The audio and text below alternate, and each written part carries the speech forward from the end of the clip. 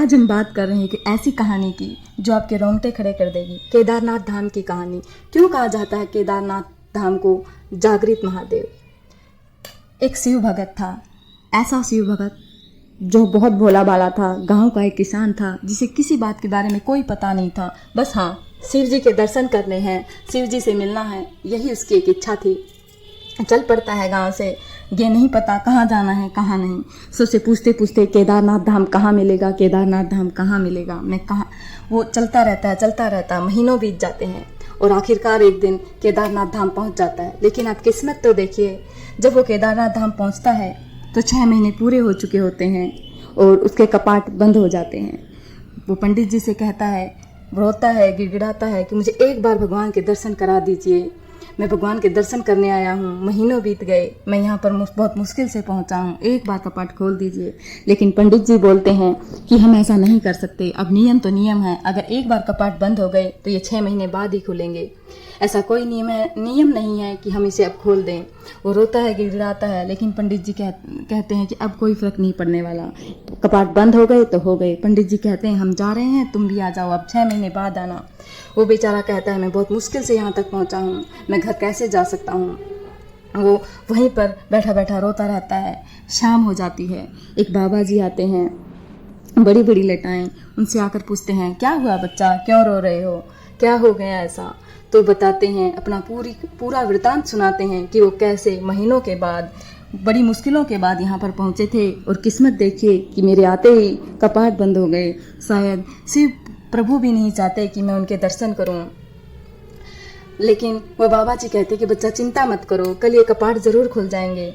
तो शिव भगत कहता है कि हे बाबा जी कैसे खुलेंगे, अब तो ये 6 महीने बाद ही खुलेंगे।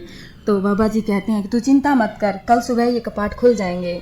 ऐसे ही रोते रोते अपनी कहानी सुनाते सुनाते उसे नींद आ जाती है और वो जब सुबह उठता है तो देखता है कि वही पंडित जी जो कपाट बंद करके गए थे उसी धाम पर आ रहे हैं, बहुत सारे भगत उनके पीछे हैं। तो पंडित जी के सामने हाथ जोड़ के खड़ा होता है कि पंडित जी आप तो कह रहे थे ये कपाट अब नहीं खुलेंगे, लेकिन आप तो सुबह सुबह ही आ गए कपाट खोलने के लिए। पंडित जी उसकी तरफ देखते हैं और कहते हैं मैं तो 6 महीने बाद यहाँ पर आ रहा हूँ। तो वो कहते हैं नहीं नहीं, कल ही तो मैंने आपसे बात की थी। पंडित जी ध्यान लगाते हैं और याद करते हैं कि ये तो वही भगत है जो 6 महीने पहले आया था। तो वो कहता है कि तुम यहाँ कैसे? उसने कहा मैं तो तब से यही हूँ, कल रात से यही हूँ। तो ऐसा कैसे हो सकता है? 6 महीने यहाँ पर बहुत बर्फ़ पड़ती है, बहुत ठंड होती है, यहाँ पर कोई इंसान जिंदा कैसे रह सकता है? तो अपनी पूरी कहानी बताता है कि ऐसे एक बाबा जी आए थे, उन्होंने कहा था कि कल सुबह मुझे दर्शन ज़रूर हो जाएंगे। मैं सोया और उठा तो देखा कि आप सब आ रहे हो कपाट खोलने के लिए। पंडित जी हैरान रह जाते हैं, वो समझ जाते हैं कि इस भगत को शिव ने साक्षात दर्शन दिए हैं और इस भगत के 6 महीने भगवान ने एक रात में बदल दिए हैं। भगवान ने तो उसकी अवधि ही बदल दी, 6 महीने एक रात में तब्दील कर दिए। पंडित जी इसके सामने हाथ जोड़कर खड़े हो जाते हैं कि तुम महान हो, तुम महान शिव भगत हो।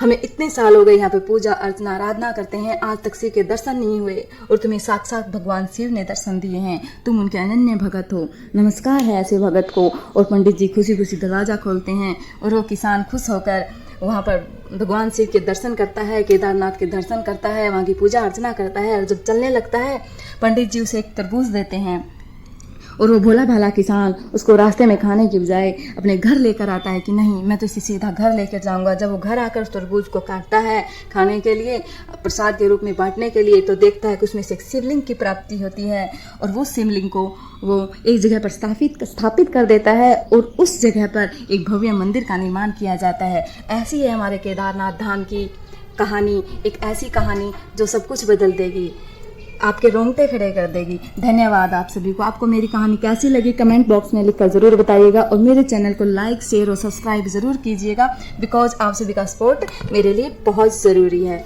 धन्यवाद।